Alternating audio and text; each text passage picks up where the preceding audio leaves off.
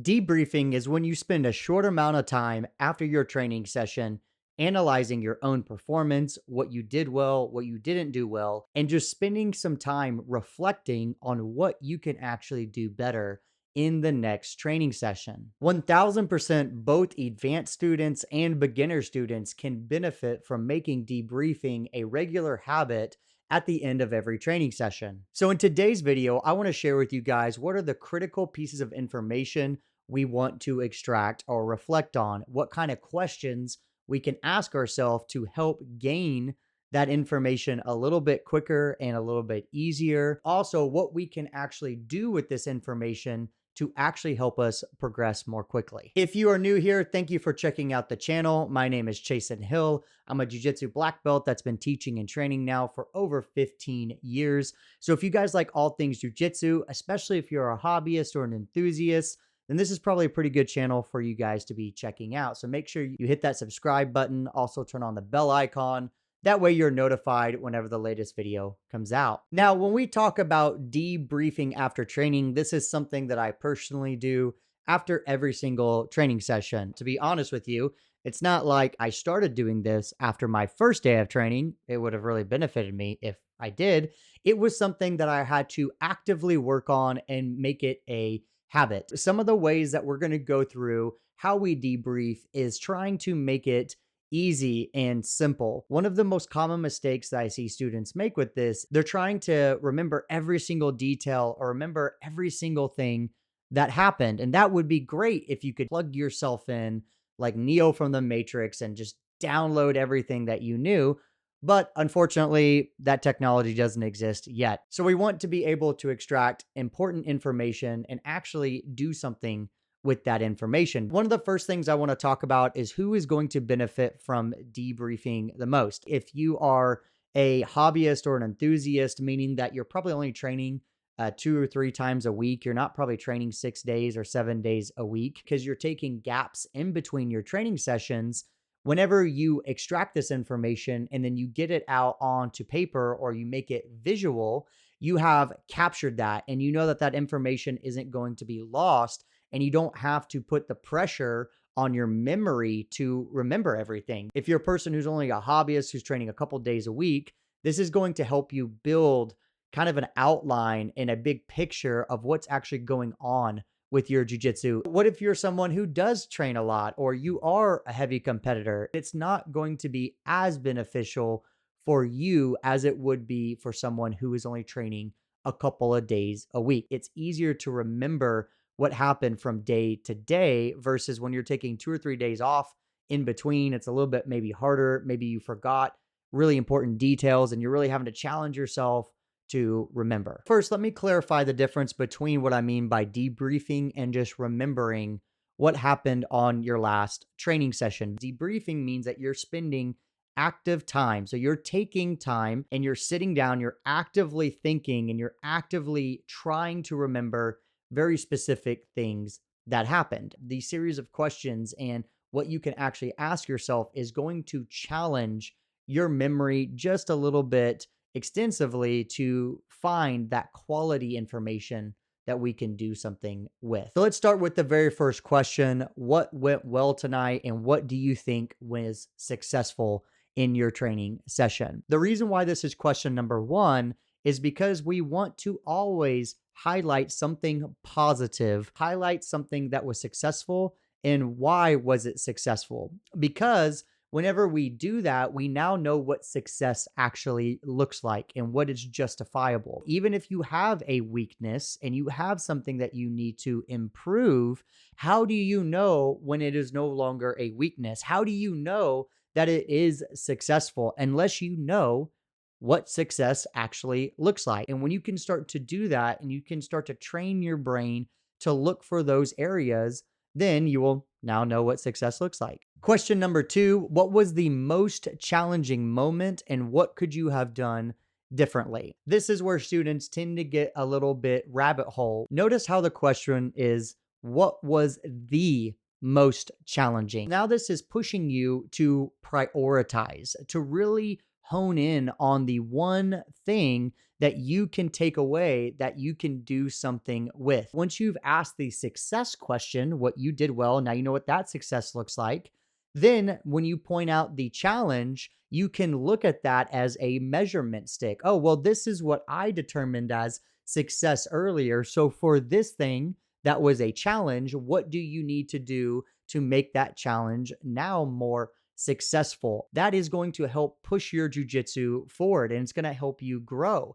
Even if you're wrong, generating a list of ideas of what you could do differently is extremely impactful. And that's getting you brainstorming, because then when you start writing them out, some are going to sound dumb, some are going to be great. Eliminate the ones that sound dumb after you do that and focus on the ones that sound great. If you can, run it by a training partner, run it by your coach to help you pick out which are the things you need to do to make your challenge a little bit more successful. Question number 3, did you notice any patterns in your performance that need to be addressed? This is really, really good if you notice that you keep getting caught in a constant submission. Maybe you notice you keep getting arm locked. Well, that's a pattern. So why are you getting arm locked, and what do you need to do to change that pattern? Maybe there's even a pattern that you recognize that you are doing. Maybe you're realizing you're passing guard, but every time you get to side control, they are able to escape very, very quickly.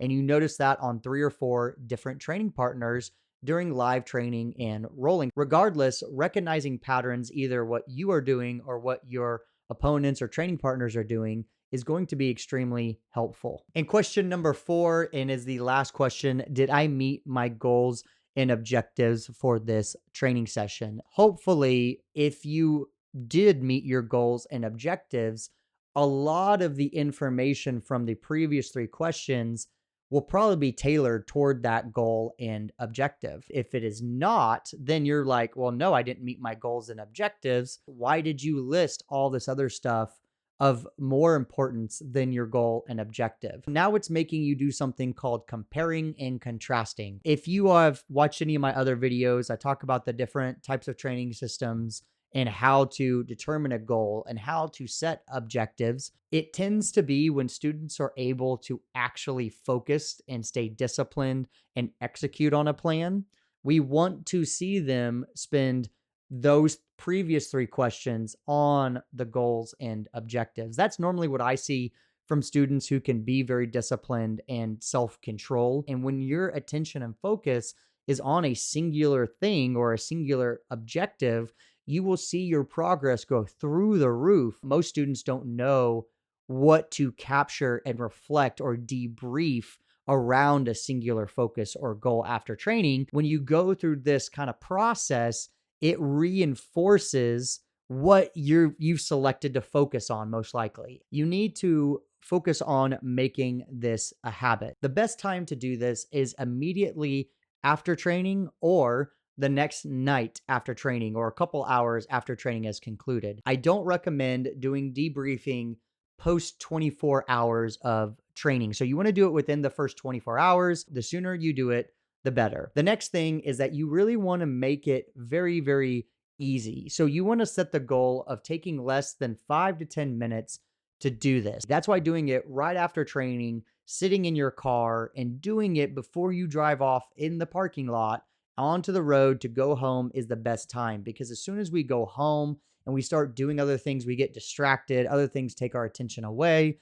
And now I have to actually use more energy to try to think about what actually happened. So before you get in the car, before you drive away, take the time to do this. Spend the 5 to 10 minutes to do this. Where can you actually store this information? Personally, I do it in a digital version. I'm not a big pen and paper guy. I think I just lose it and I get lost everywhere. When it's a digital, it's at least housed somewhere. I like to do it on like an iPad version, or I take phone notes essentially. But if you're a spiral notebook taker or a pen and paper type person, you can definitely take the notes in those spots as well. What can you do with this information? What's it's actually captured, and we have it down on paper? One of the first things is that you just don't have to challenge your memory anymore. You can review this before your next class. You get to the gym a little bit early.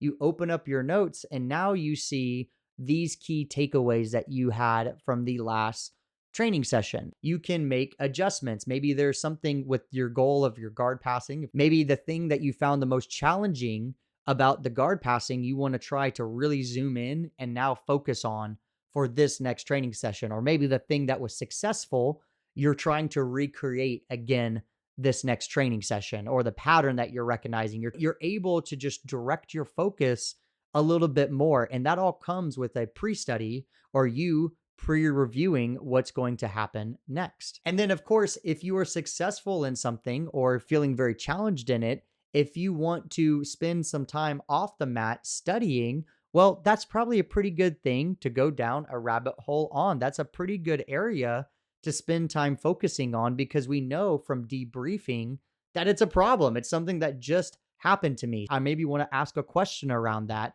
Maybe I want to ask my coach or a training partner if they have a solution to it, or a YouTube video or something, and try to solve that challenge. I'm also just creating general metrics of what success and what failure looks like. The definition of what it actually means changes over your course of your jiu-jitsu career. What I deem successful as a white belt student, now as what I deem successful as a black belt student, talking about holding my self standard, is not the same thing. That will morph and mold over time. But a lot of times students don't know what they determine to be successful. They don't have a great way of saying, yep, by my own metrics, that is success. Yep, by my own metrics, that is failure. As you're going through this debriefing process, you're really challenging yourself and you're digging deep to see what really resonates you with success or what resonates with you as failure. When I see students do this process and then they present it to me, I actually will ask them a question of why that is and what makes them think that. And then if I can offer any type of advice, they may now be able to have it updated. Maybe the way that they looked at success were holding themselves too high of standards. They're missing the little wins and they're actually more successful than they think. Bouncing these ideas and showing somebody these kind of debriefs and having conversations with people is going to be very helpful. Push your jiu-jitsu in a direction toward advancement and improvement. This is what I help students do all the time, especially when they enroll in my coaching program.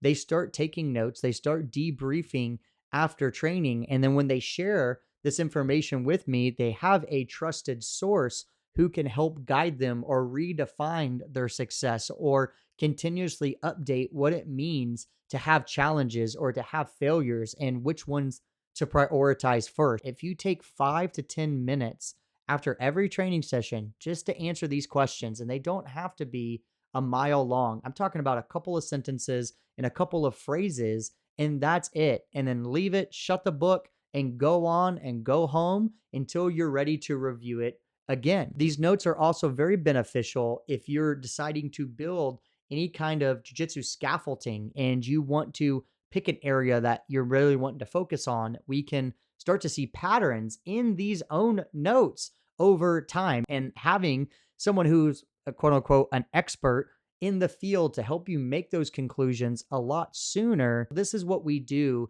in my jiu-jitsu acceleration program. We have students do these types of activities, do these exercises. So they have to do the work. All of the credit goes to them and the success that they put in. This is how you take on this more self-directed role as a jiu-jitsu student. You are still responsible and you are still doing the work. So that's going to wrap up the end of this video. Thank you guys for checking it out. If you haven't already, make sure you give this video a like and subscribe down below. It really helps out the channel. If you are interested in enrolling in the coaching program, you can fill out your application down below. I will see you in the next one.